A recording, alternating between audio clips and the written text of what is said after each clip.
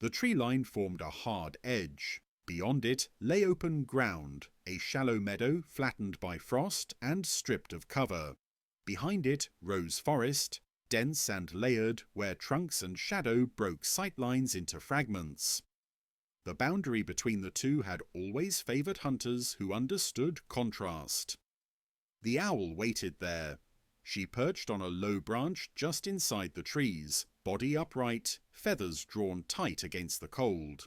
Her outline merged with bark and shadow, broken enough to disappear unless directly observed. This was the position she returned to night after night when conditions aligned. Tonight, they did not. The moon climbed early and high, clearing cloud before darkness had time to settle properly. Light spread evenly across the meadow, bleaching it pale and flat. Frost reflected it back upward, erasing the depth that night usually provided. The night came too clear. The owl turned her head slowly, scanning. Her eyes adjusted instantly, pupils narrowing slightly to compensate for brightness that should not have been there. Normally, this much light simplified hunting. Prey revealed itself more readily, but clarity worked both ways. Movement stood out. So did stillness. The meadow lay empty for now, but not quiet. Sound travelled farther in clear nights. Small noises carried without distortion, a mouse shifting beneath grass, ice crystals breaking under their own weight, distant water tightening as temperature fell. The owl listened. Her head tilted, ears asymmetrical beneath feathers, mapping sound in 3 dimensions. She tracked several small movements at once, separating them by distance and rhythm. None committed. Rodents stayed close to cover tonight, aware that visibility had shifted against them. They moved in short bursts, hugging shadows that no longer aligned with the ground they crossed. The owl remained motionless. Hunting from the tree line required patience, even in ideal darkness. Tonight, patience would be tested further. Leaving cover too early would silhouette her against the bright meadow, trading concealment for speed without guarantee of surprise. Wind did not help. It barely moved, slipping gently across the clearing without enough force to break sound or carry scent. Everything arrived cleanly, too cleanly. The owl adjusted her grip on the branch, talons tightening once, then relaxing. Muscles stayed warm beneath feathers designed to mute sound, but warmth did not equal advantage. She watched the ground.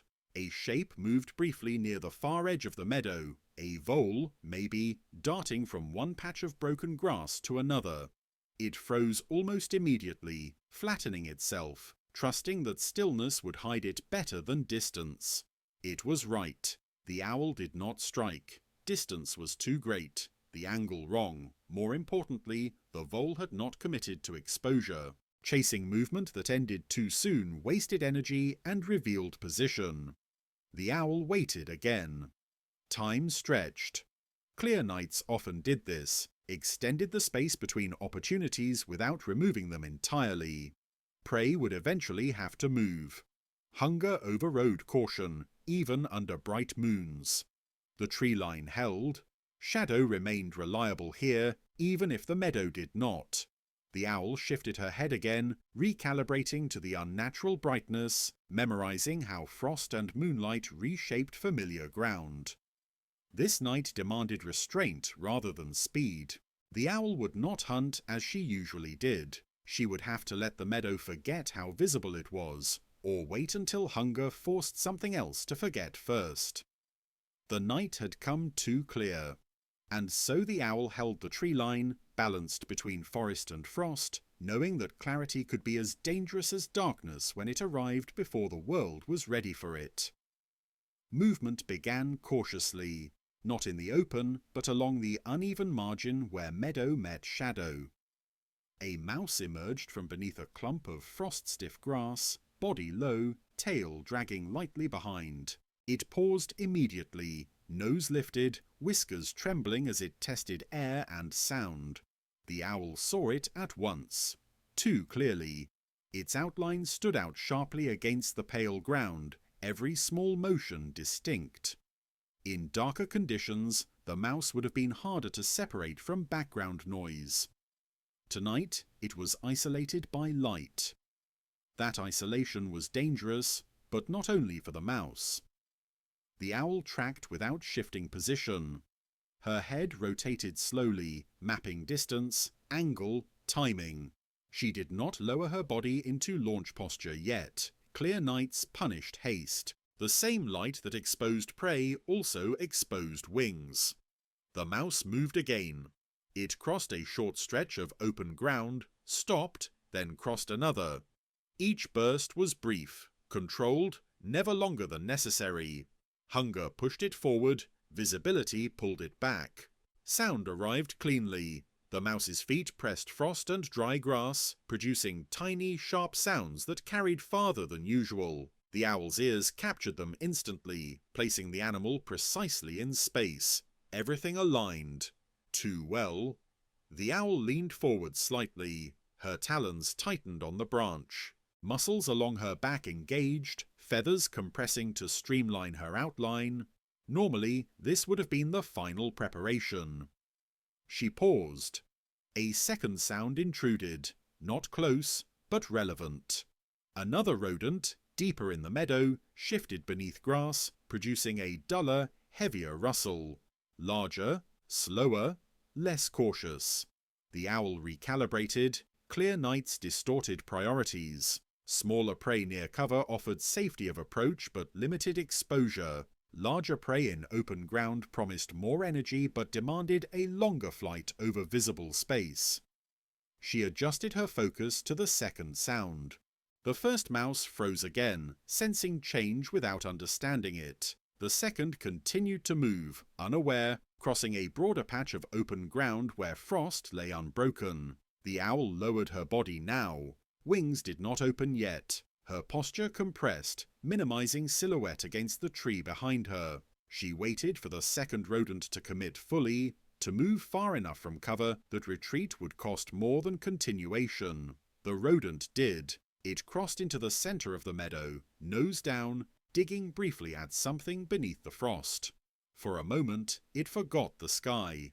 The owl launched. Silently. Her wings opened just enough to clear the branch, then folded into a shallow glide. She did not dive steeply. A steep dive would cast a moving shadow across the ground, announcing her approach. She flew low. Moonlight caught her wings anyway. A pale shape slid across the meadow, brief but unmistakable. The rodent froze instantly, flattening against the ground. The owl adjusted mid-flight, angling slightly to compensate. Too late. The rodent bolted sideways, sprinting toward the nearest shadow, legs pumping wildly. Frost shattered beneath it, noise erupting where silence had been. The owl extended her talons. They closed on empty air. She passed over the spot where the rodent had been a heartbeat earlier and struck ground lightly, wings flaring once to arrest momentum. Snow and frost puffed outward, marking her landing clearly. The rodent disappeared into cover. The meadow fell silent again. The owl stood still for several seconds, wings half open, then folded them carefully against her body. She lifted her head and scanned. Nothing moved. The clarity of the night had given too much information, too much exposure, too little margin for surprise. The owl had not misjudged distance or timing. She had misjudged visibility. She lifted back into the tree line with a single controlled beat of her wings and settled onto another branch, slightly deeper into shadow than before. The night did not darken. The moon remained high. The meadow stayed pale and alert. The owl resumed waiting, aware now that on nights like this, hunting success would come not from perfect alignment, but from patience long enough to let prey make a mistake that light itself could not prevent. The meadow did not forget. The place where the owl had landed remained marked, a shallow disturbance in the frost where her wings had broken surface tension and scattered ice crystals. Even as cold tightened again, the imprint stayed visible, pale against pale, a reminder written into the ground. Nothing crossed it. For a long time, the meadow remained empty of movement. Sound returned first, but not the kind that offered opportunity. Distant water cracking under cold, wind touching grass without purpose, the faint settling of trees as temperature continued to fall. The owl stayed in the tree line. She had shifted deeper now, choosing a branch where overlapping shadows fractured her outline completely. From here, the meadow looked different, not brighter or darker, but flatter, stripped of the contrast she relied on. She listened. Minutes passed, then more. Hunger pressed lightly now, not urgently, but enough to influence judgment if allowed to. Clear nights tested discipline. They tempted hunters into repeated attempts, into chasing diminishing chances simply because visibility suggested control. The owl resisted that. A sound returned near the tree line. Soft. Close. A vole moved beneath a tangle of grass at the meadow's edge, so near the trees that shadows still clung to the ground. Its movement was cautious, almost hesitant, shaped by memory of the failed strike minutes earlier.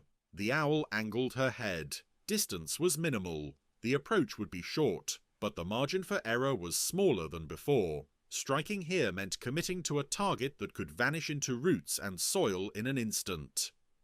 She waited. The vole surfaced briefly, nose breaking through frost, whiskers flicking. It froze, then moved again, pushing just a little farther into the open than safety advised. The owl leaned forward. This time, she did not glide. She dropped, straight down. The descent was brief and violent, wings snapping open at the last instant to control speed rather than distance. Moonlight caught her body again, but there was no time now for reaction. Her talons struck. The vole twisted sharply, but too late. One claw caught fur and skin, not a clean grip, but enough. The owl closed both feet and lifted immediately, using momentum to deny resistance. She rose back toward the trees without pausing, wings beating once, twice, then settling as she reached shadow again. The vole struggled briefly, then stopped. The owl perched and adjusted her grip, talons tightening precisely until movement ended completely. She did not look down at the meadow. She did not need to. The cost had already been paid, not in energy alone, but in exposure. The second strike had succeeded because it accepted risk that the first had tried to avoid. She fed quickly, not hurriedly, efficiently. The vole was small, but it would carry her through the remaining hours of night. Enough to justify staying near cover rather than searching farther under conditions that punished visibility. When she finished, she cleaned her beak against bark and settled again. Body relaxed now, feathers lifting slightly to trap warmth.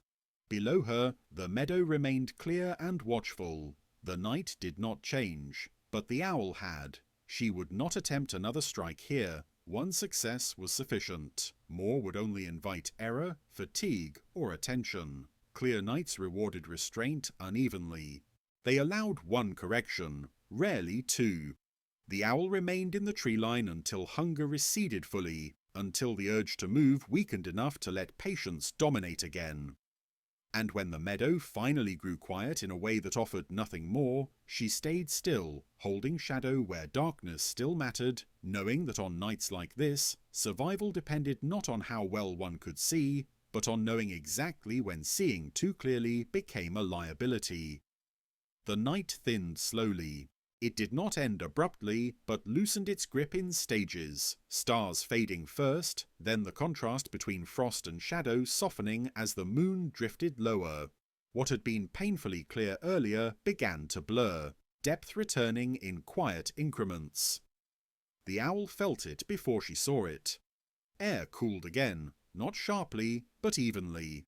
Sound dulled. Distances grew uncertain. The meadow no longer reflected light upward with the same insistence. Frost lost its glare. The night stopped demanding attention. The owl remained in the tree line. She did not move immediately after feeding. Stillness now conserved more than energy. It preserved invisibility. Her body had settled, muscles relaxed, warmth pooled beneath feathers without effort. Below, nothing stirred. Rodents had withdrawn fully, retreating into cover where roots and soil absorbed both sound and sight. Hunger no longer pushed them into error. The meadow had closed itself again. The mark where the owl had landed earlier was gone. Frost had tightened and smoothed it, erasing the disturbance until the ground looked untouched. The night corrected itself quietly, undoing what clarity had revealed. The owl turned her head once more and scanned the clearing. Not for prey, for change. The first faint line of lighter sky appeared above the trees, not yet dawn, but its promise. With it came a shift in advantage. The tree line would soon lose its depth. Shadows would flatten. What had been concealment would become outline. The owl rose. Her wings opened without sound, lifting her from the branch in a single controlled movement. She crossed deeper into the forest, where light would arrive last and leave space for rest. The meadow lay behind her, pale and empty, already forgetting the night that had made it too visible. The owl did not return to it. Clear nights were not revisited quickly. They demanded distance, not repetition. She vanished into trees where darkness still held shape, carrying with her no excess, not hunger, not urgency, not memory of failure, only the understanding that some nights offered too much information and that survival depended on choosing carefully what to act on before light made every decision irreversible. The night had come too clear, but it did not last, and the owl, having taken only what could be taken safely, left before clarity turned once more into exposure.